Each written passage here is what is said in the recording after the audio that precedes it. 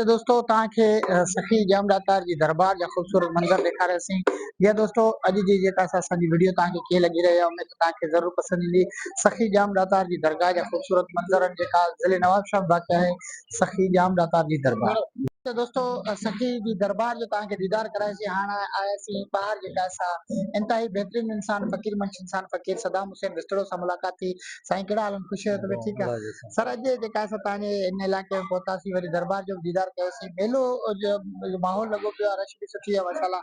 त हिन मेले जे हवाले सां तव्हां छा चवंदो?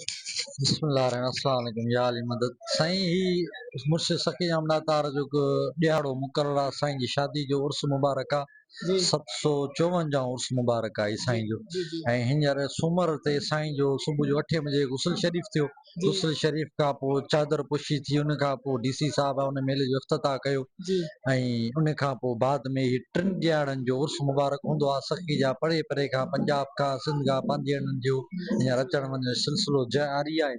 ऐं असां साईं जा ख़िदमत गुज़ार फ़कीर महिरबानी। दोस्तों इहो आहे फ़कीर सदाम हुसैन बिस्तड़ो साहब जिन जेका असां मेले जे हवाले सां तव्हांखे ॿुधायो। ऐं तव्हांजो ख़ादिम दोस्त वफ़ा सुमरो लाहौती अॻे के वीडियो ताईं मोकिलियो था। जॾहिं पेर ते ख़ैर ख़ैर ख़ुदा हाफ़िज़।